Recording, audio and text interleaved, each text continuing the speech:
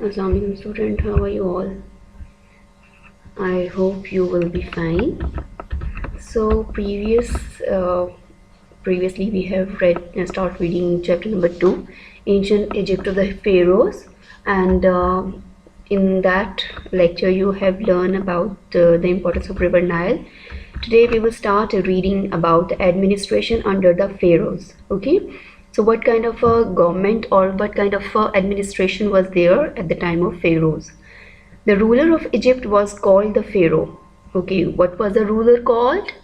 Pharaoh. Okay, in normal other countries, the ruler of any country was called king or khalifa or some other words, but in Egypt, the ruler was called Pharaoh, and he owned everything in the hand. Okay, so he was the owner of all and all in his land.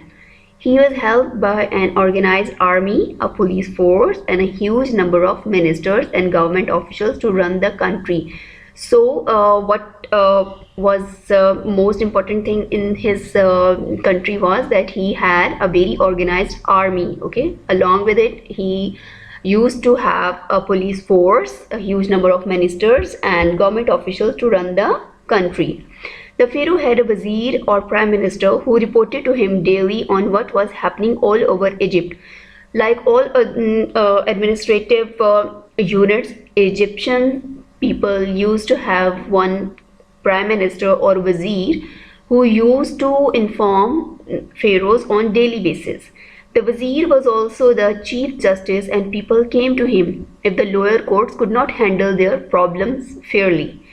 This system of government carried on successfully for hundreds of years, but we also hear of cruel and harsh rulers among them.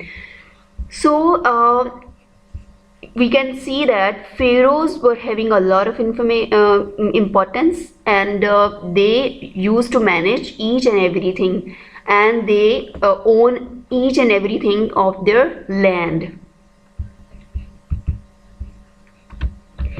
So next page number 7. The ancient Egyptians were polytheists. Polytheist means worshipping many gods. Now they are telling you about this word poly. Poly means many, and theist means believers in gods. Okay, so Egyptians were polytheists, means they have believed in many gods. They had nearly 2,000 gods and goddesses who usually had animals' heads. Temples were built to worship them, and the space was used for other purposes too, such as school for children and for gathering and festivals by the people. So they used to have temples there. They used to worship their gods and goddesses. And how many different gods and goddesses they used to have? They have almost 2,000 gods and goddesses. So temples were also used for some other purposes. And what was that? They used temples as the school for children and for gatherings. Okay, next paragraph is about hieroglyphs. Hieroglyph is a kind of a symbolic writing. Okay, hieroglyph, the Egyptians called hieroglyphs the words of God. Okay, the kind of a writing they have, they thought or they consider it that the words of God, as these were used primarily by the priests. These painstakingly drawn symbols were suitable for decorating the walls of temples too. Painstakingly means created very finely, okay, carefully. So different symbols were used to paint or depict some stories or ideas. So these were called hieroglyphs, and these symbols were used to decorate on the walls of the temples. Hieroglyphs are written in rows or columns and can be read from left to right or from right to left.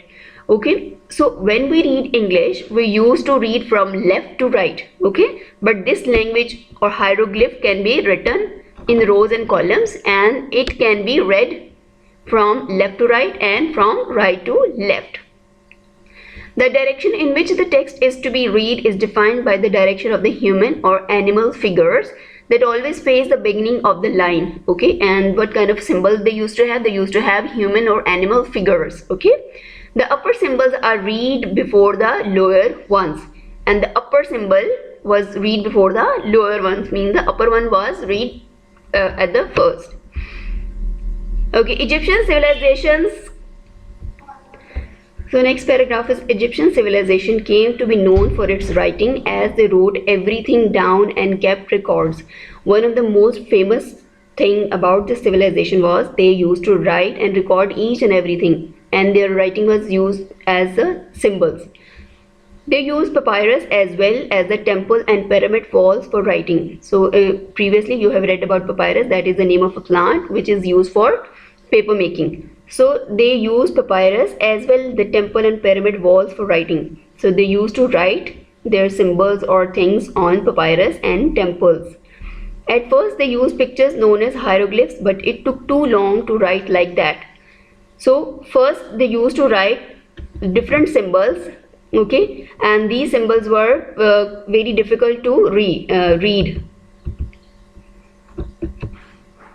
So so they created a new form of writing called demotic. So they created a new kind of a writing, and it was called demotic, coming from the spoken language. Archaeologists discovered how to read demotic writing but could not read the hieroglyphs till the Rosetta Stone was discovered 200 years ago. It had the same story written on it in Greek, demotic and hieroglyph. So their next language, demotic, was decoded and it was understandable by the archaeologists. Archaeologists means historians. But these historians were unable to read the hieroglyphs until a Rosetta Stone was discovered 2000 years ago, and then they were able to read and understand these symbols. Scholars and experts thus managed to read the picture writing form and decipher the hieroglyph. So you can see these are the symbols which you can consider with your own alphabets. A was written as a kind of a bird, okay, B is for leg and foot. So this is a sample of hieroglyphs with matching alphabet to show different sounds.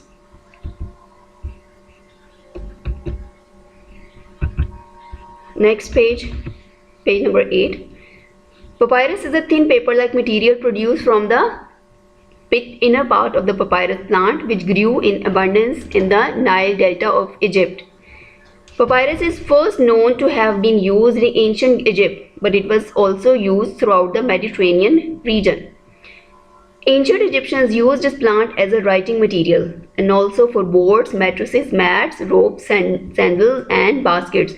So this paragraph is all about the plant papyrus, which was used for paper making, and it grew near river Nile. Okay, so it was also used in other things like boards, mattresses, ropes, sandals, and baskets. Papyrus was first manufactured in Egypt as far back as 3000 BCE. It is made from the stem of the papyrus plant by cutting out the sticky fibrous pith in long strips, soaking it and then pressing it down and gluing it in 2 layers to make a thick paper. So next they are telling you how paper was made through this plant. Its use in Egypt continued until it was replaced by more inexpensive paper introduced by Arabs. Okay, but making paper with papyrus was very tough and expensive. Then Arabs introduced a cheap kind of a paper.